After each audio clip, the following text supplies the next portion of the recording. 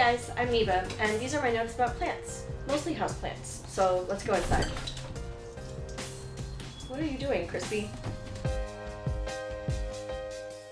You want that like green look, that like jungle look, that like walking in a forest but you're actually indoors look. It's like the one trend on social media that actually gives back to you in return. And so here are many, many reasons why plants are just the freaking best. And also it's like the one thing we can afford to take care of until adulthood. Thanks, boomers. Let's start with the biggest reason. Just like pets, plants are so good for our mental health. The thing I love most about plants is that they're always out here just doing the most, chugging along, reaching for the sunlight, trying to grow and grow steadily and slowly, and I just find that really inspirational. They honestly really helped my depression, and you know, I'm not the best at pacing myself, it's something I'm still working on, but as I learn to care for my plants, I feel like they're teaching me a lot of stuff too. Caring for another thing is really more of just a circle, because you end up caring for yourself too.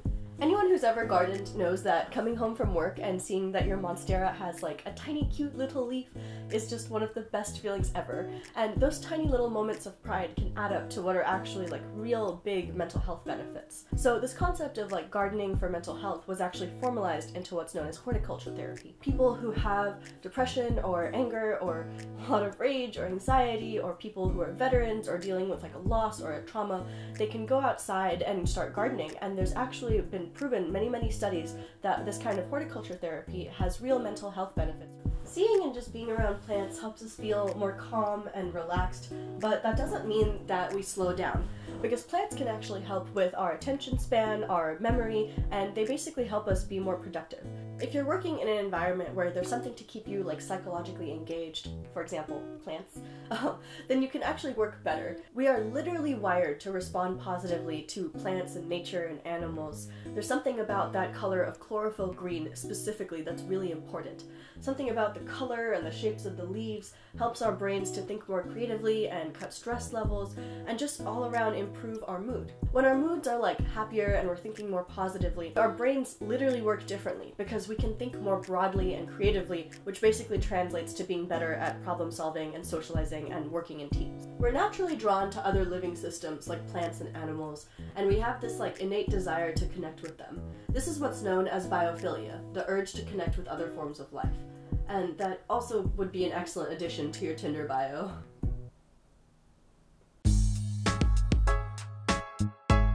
I'm so happy that plants are finally becoming more popular. I live in America, and last year we spent a record amount of money on lawn and garden stuffs. And turns out that a quarter of that spending was from millennials. A scientific study on stress proved that young people have more stress than older people, but honestly we didn't need science to tell us that.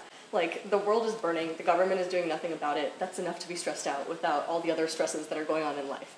But basically we're internalizing a lot more depression and anxiety and all these other issues. But to counteract that, there's something about plants that makes you feel a little bit more peaceful, a little more calm, and just basically more zen. I find it funny that boomers are so particular about having nice lawns, but since us young people can't afford to buy houses with gardens, we just end up buying and taking care of lots and lots of houseplants. So you can take that, Martha Stewart. She once said that millennials don't have enough initiative to even grow a tomato plant, so...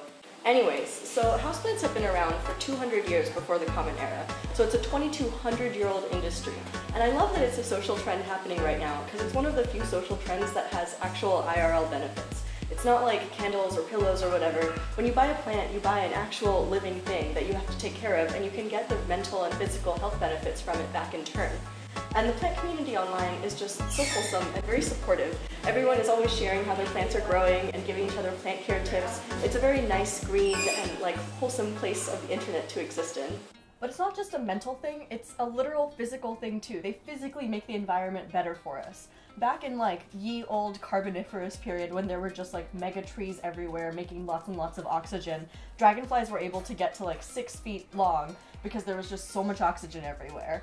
And if you're a human and you like go in that period and you're having all that oxygen, you could kind of get pretty high off of how much oxygen there was.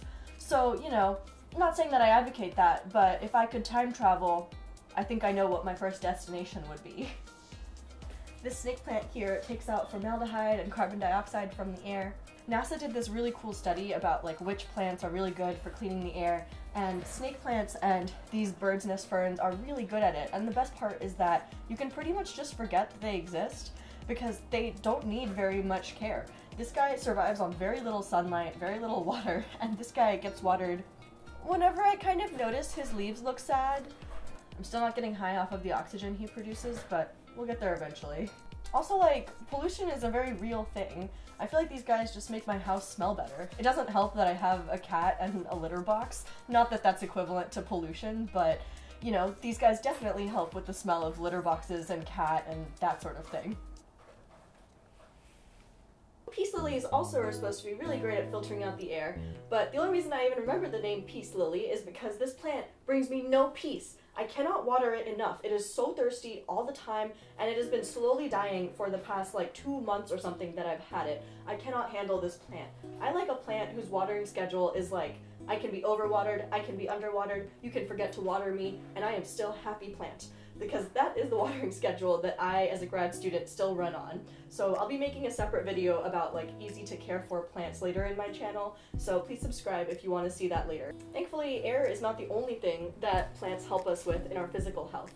There's also this cool thing called forest bathing, which is pretty much exactly what it sounds like. You go into a forest and just walk around. And this one study actually looked at people's level of stress hormones before and after they were done forest bathing, and they found that there's a stress hormone that was way reduced.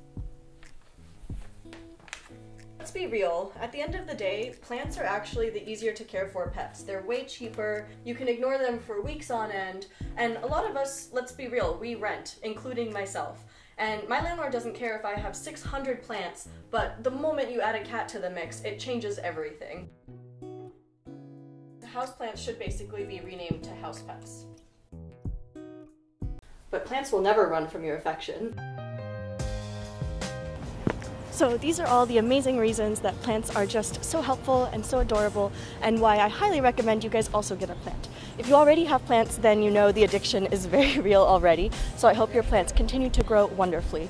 So these are all my notes about plants, but there's definitely more in my notes, so stay tuned for that. If you liked this video, please share it with one of your planty friends. And with that said, I'll see you guys on the next page.